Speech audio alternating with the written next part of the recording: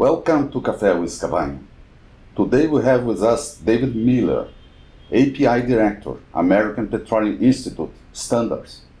Welcome, David. Good morning. Thank you. I appreciate the opportunity to meet with you this morning. It's a pleasure to have you here. Thank you. We are in the pipeline event week this weekend. You were there, of course. Yes. What does API have for pipelines in terms of all the process of pipelines lifestyle? Yes, we like to think of the API standards programs and global industry services programs as sort of providing the entire life cycle for standards. So we start off with our standard for pipeline materials, API specification 5L. So that's the pipe that you use to make the standard. And many of the mills are certified against our specification Q1, which is our quality standard. And that standard is also in revision cycle, so it's an exciting time. We'll have a new edition of that come out.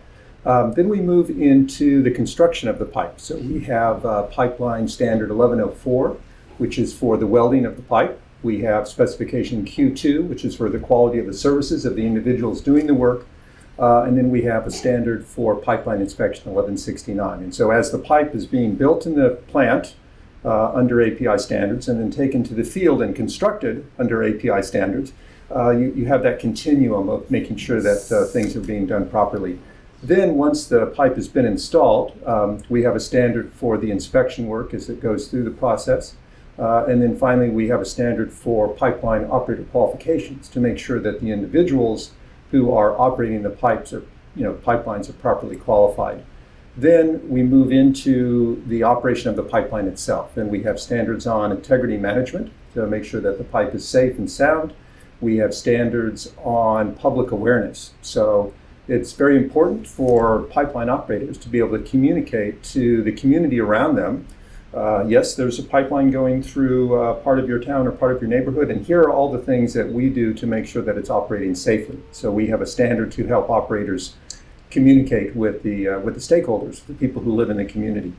And then finally, we have an overarching standard called Recommended Practice 1173, which is Pipeline Safety Management Systems, and it provides a whole continuum of what we call Plan, Do, Check, Act. So it's a continuous improvement circle for how you operate your pipeline. And we're very excited because this year, we have started doing some third-party pilot assessments of pipeline operators in the United States to API standard 1173, and this gives them an opportunity to say, well, we have our own systems to evaluate how we're doing, but it's good sometimes to have a different set of eyes, to have somebody else come in and look at the work you're doing. And so we've done the first pilot with one of our member companies. We have another pilot coming up this fall, and then next year we'll be able to provide that service to industry broadly. David, is more related to technical issues or management issues or both? 1173 includes both. It has the technical requirements that your pipeline operators are properly qualified, that they're properly trained, that you have the right amount of security for your pipeline. There's also a very important part about management and management support for safe operations. And I was fortunate enough this week to have two opportunities to present at the Rio Pipeline, which is a great opportunity. And in one of the discussions we had about pipeline safety, in one of the sessions, someone asked, what's the most important thing? And I said, well, I believe the most important thing is support for management. And we have a specific section in 1173 in that standard that talks about management support, because people respond when they're incentivized and when they see leadership saying, this is really important, you have to pay attention to these issues.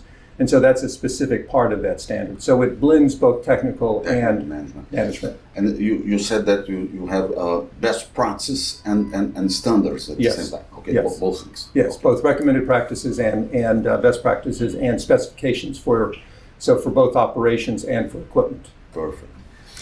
In terms of oil and gas standards, API standards, what the most relevant items you have for upstream, for downstream, for exploration, for what part of the value chain of oil and gas you have the most important? Yes. We're a very unique trade association in the sense that, well, first off, we're 100 years old this year. So we're celebrating our centennial, which is a very nice milestone. But we really started out in 1919 as a standard-setting organization. That was one of the key objectives of the members of the Institute that came together in New York City, where we were founded, to write technical standards and to develop programs to support those standards. So we started off in exploration and production, and then we moved into refining. We started publishing our first refining standards in the mid-30s, and then we moved into transportation, so pipeline and measurement standards in the 40s and the 50s. And so we're unique in that our standards, and we publish about 700 standards now, are representing the entire supply chain. So everything that it takes to safely and sustainably drill a well, so your hoisting equipment, your derricks, your masts, your drill bits, all of that. Then everything it takes to move the crude oil from the facility to a refinery, so your pipeline, your gas gathering lines, your tank trucks, things of that nature.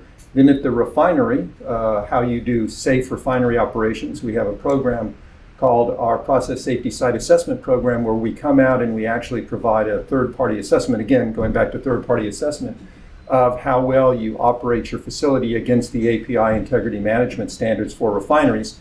And then finally, we also have standards on things like engine oil. So what the consumer sees, the final end of the product. You start drilling here, you move it to the refinery, you refine it, then you finally produce it, and the customer says, oh, okay, I need to change my oil. This is an API standard. It includes a cheaper chart for oil start production too. So you have some standards for cheaper charts. Yes. Digitalization, Internet of Things, machine learning, artificial intelligence, those, new technologies coming. Yes. How does it influence, how do they influence API standards? So we're doing several things in digitization. So we actually have two items we're working on right now. The first one is the idea of digital standards. And so I was showing some of the people at the conference yesterday. So I'll see how quickly my phone finds the app. And that will illustrate another point that I have here. So we have now a series of the API standards that we're putting into a digital format. So you'll be able to read the API standards. So this is one here. We're starting off with our safety standards. So this first one is on risk assessment for managing hydrocarbon emissions. So how do you, when you're in the field taking your oil samples, how do you make sure that you're safe? So that's our first standard that we put on this digital platform. An application for smartphones. Yes, smartphones. So that's sort of digital standards, but the whole concept of digitization is more, how do I take the material that's in this document and how do I make it the most valuable to the industry? So how do I select the requirements and produce those in a format that is consistent across different organizations? And so we have started what we call our tech forum. This will be our third year. The first year was in New York 3 years ago. The second meeting was in Frankfurt at the book fair, and this next one again is in New York in November. And there we're bringing together different standards developing organizations, API member companies, national standards bodies that represent the industries to say, when we write the protocol for how you do a digitization of a standard, what is the proper protocol? What is the right way to do it? So that's the first thing we're doing. The second thing we're doing, which is even more challenging but exciting as well, is updating our standards on things like cybersecurity. So our pipeline standard used to be primarily on what's called a SCADA system, which is just the system of operating the pipeline, and that was our security standard. What we've learned is that standard was designed to protect you against external bad actors, people trying to hack into your system. What we're thinking about now is, when we update that standard, is with the Internet of Things, with the fact that everyone has a phone. Like me, they have just pages and pages of apps, apps everywhere, that we have to now be concerned that someone doesn't externally hack into my app for communications, my app for talking to my colleagues, and make changes to that when I walk into that control room, because of the Internet of Things, my phone starts talking to my control panel, which makes changes. So we're thinking about, how does industry work together with the stakeholders that write our standards, and our standards are developed again in a transparent process that's third-party accredited by the American National Standards Institute, to make sure that they're thinking about those kinds of things, because it's no longer just worried about sort of the physical security. That was our first effort of, okay, how do you protect, say, a pipeline or a refinery with gates and fencing, et cetera. Then we moved into, well, how do you protect your systems from the bad actors externally? Now we're talking about, well, how do I protect them from the internal challenges of the fact that everyone has one of these? With this interface that we cannot avoid. Yes, that's correct. Yeah.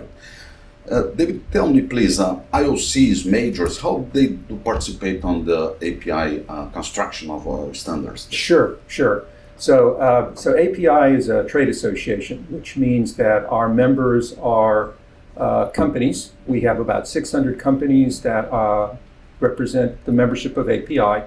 They're from the large international oil companies that you can think of course, down to the individual segment companies that just operate in, say, upstream, down, or midstream. And then also we have general membership, which is the service and supply companies. But our standards committees, again, because of our ANSI accreditation, are open to participants from any company. You don't have to be a corporate member. We'd like everyone to be a corporate member, but you're not required to be a corporate member to work on our standards committees. But the large companies, the IOCs, as you mentioned, they tend to take the leadership roles in the standards committees because oftentimes they have greater expertise. They almost always has greater resources. And so they will sit on the sort of the steering committees of the standards committees. We have roughly 400 committees that write API technical standards with about 7,000 volunteers. And the volunteers come from over 2,000 different organizations. So we have the international oil companies represented, some of the national oil companies, of course, service and supply companies. And then an important part of our membership that writes our standards is called general interest. And that includes engineering companies, but also it includes academics. So we have representatives from universities, and it includes government representatives. We have open door for the government. If they would like to participate, they have equal stake in our standards. And then, of course, NGOs. We do have some standards where the NGOs are very interested. So, for example, we developed a standard in regards to hydraulic fracturing and public communication and community awareness, because we found that in the United States, many of the fields that were coming online were new to oil and gas. And so how do you communicate to the public, to the community, what your operations are all about? And we did have NGOs very interested in that, of course, and they sat on our standards committees as well. Perfect. David, the last point, please. And for Brazil, what API has in terms of plans for Brazil? Yes, well, this is really an exciting time for the Brazilian oil and gas industry. As the industry is going through its transition and how they look at being competitive in a world market. I was meeting earlier this week with folks that are at the Rio Pipeline, and the question was, well, how many pipeline companies are there in Brazil? And I, of course, said, well, one, right? There's one. They said, oh, no, there's 7 now. I said, oh, my goodness. So there's quite a change in the industry. So it's very exciting to have that opportunity for industry to sort of refresh itself, to look at how it does things. And I think that the other part that's really exciting is that in my second panel yesterday, which was led by the regulator, the panel was put together, and it wasn't just all Brazilian experts. We had one Brazilian expert, of course, but then everyone else represented different countries, different international perspectives. We had an individual from France. I was there from the US. We had an individual from Canada. We had an individual from Brazil, but from a company that's based in Norway. So it really showed to me, it really demonstrated to me that Brazil is very open to international ideas. They're very open to saying, well, what are the best practices? How do we improve our operations? How do we stay competitive? How do we make sure that the work we do is environmentally sound, is sustainable? And so that's a very exciting time. And we have our office here led by Delma Quintanilla, who's our office manager, and she's very active in reaching out to the different parts of the Brazilian oil and gas industry to say, here are the API programs, here's how you can participate, but here's how the programs we do can be of value to your organization and to your industry as well. Perfect. Excellent. We appreciate this conversation, David. Thank you, and please feel free to make your final comments if you need. Yes, my final comments would be, again, we really appreciate the opportunity to be able to come here to present at the Rio Pipeline Conference. We also have folks coming down in just a little while for OTC Brazil. Mm-hmm. We'll have some additional API staff, including our Vice President of Global Industry Services, and that sort of demonstrates, I hope, to the Brazilian government and to the Brazilian industry that we really think this is an important part of the of the international oil and gas industry. We want to be active here. We want to provide the services that help everyone stay safe and provide sustainable operations. Excellent. And we can put a B, insert a B before API, Brazilian American Petroleum Institute. Yes, we'll work on that. Yeah, thank you. Thank you very much. It's a pleasure. Thank you very much. Thank you. Have a good day, Paul. Thank you.